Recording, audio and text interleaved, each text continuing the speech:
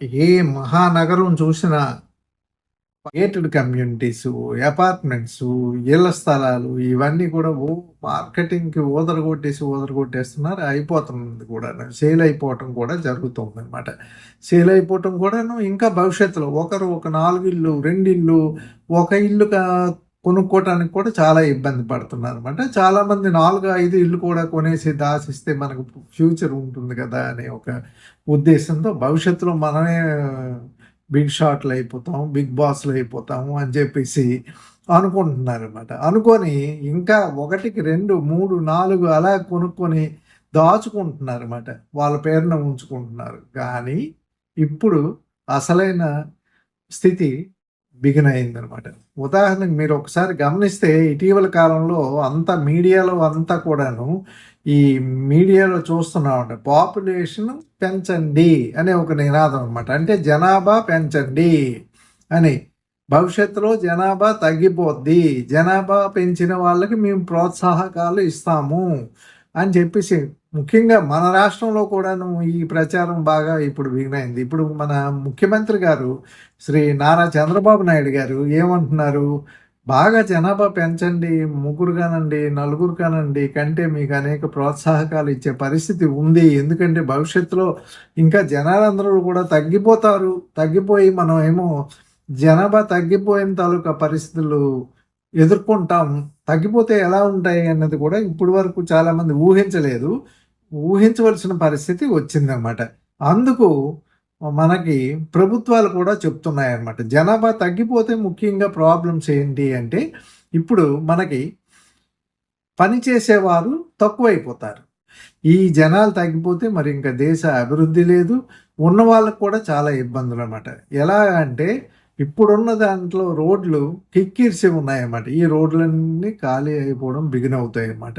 అలాగే ఇప్పుడున్న దానికి హాస్పిటల్స్ అన్నీ కూడాను కిక్కిరిసి ఉన్నాయన్నమాట. ఎక్కడ బెడ్స్ దొరకవు, ఎక్కడ సౌకర్యాలు ఉండవు. ఆ తర్వాత అక్కడ వైద్యులు కూడా ఎక్కువ మంది చాలటం లేదు. అలాగే స్కూళ్ళకి వెళ్తే సీట్లు దొరకటం లేదు. పెద్ద పెద్ద భవనాలు ఉంటాయి, సీట్లు మాత్రం ఉండవు అనమాట. ఇటువంటి పరిస్థితుల్లో ఏంటంటే ఇంకా జనాభా తగ్గుదల కానీ ప్రారంభించింది అంటే, ఒకసారి తగ్గుదల ప్రారంభించింది అంటే హాస్పిటల్స్లో పేషెంట్లు తక్కువైపోతారు, ఆ సేవలు వినియోగించుకునేవారు తక్కువైపోతారు. అలాగే సినిమా హాల్స్ కూడా ఖాళీగా ఉంటాయన్నమాట. అవి గొడౌన్స్గా యూజ్ చేసుకోవడానికి అవసరం ఉండదు. ఇక రైల్వే స్టేషన్లు కూడా ఖాళీ అయిపోతాయి అన్నమాట. బస్ స్టేషన్లు కూడా ఖాళీ అయిపోతాయి అన్నమాట. క్రమంగా ఇది ఒక్కరోజు ఊహించవలసింది కాదు. జనాభా తగ్గుదల ప్రారంభిస్తే ఇది మాత్రం తథ్యం అనమాట. అందుకు ప్రభుత్వాలన్నీ కూడా భయపడుతున్నాయి అన్నమాట. భయపడి జనాభాని స్టేబుల్గా ఉంచాలి అని చెప్పేసి ఇప్పుడు చెప్తున్నాయి అన్నమాట. ఒకటి, సంతానోత్పత్తి రేటు తగ్గిపోతుంది.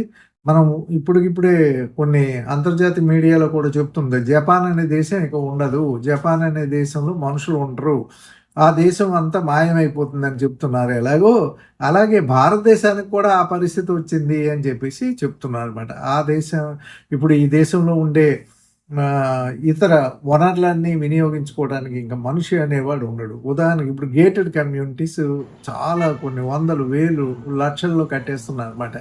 కట్టేస్తుంటే ఈ గృహ సముదాయాలు కడుతున్నారు. కట్టేవాళ్ళు ఇప్పుడు కొనుక్కుంటున్నారు. కొనుక్కొని రేపు అద్దెకిద్దామంటే ఎవరు రారు, ఖాళీగా ఉంటాయన్నమాట.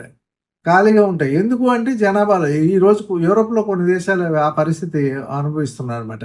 కెనడా లాంటి దేశం కూడాను ఆ పరిస్థితి ఎదుర్కొంటుందన్నమాట. అందుకు భవిష్యత్తులో మన దేశంలో కూడా భూముల ధరలు తగ్గుతాయి, బాగా తగ్గిపోతాయి అన్నమాట. ఇంకెవరు భూములు కొనేవాళ్ళు ఉంటారు. అలాగే ఇల్లు కొనేవాళ్ళు కొత్త వాళ్ళు ఎవరు రారు.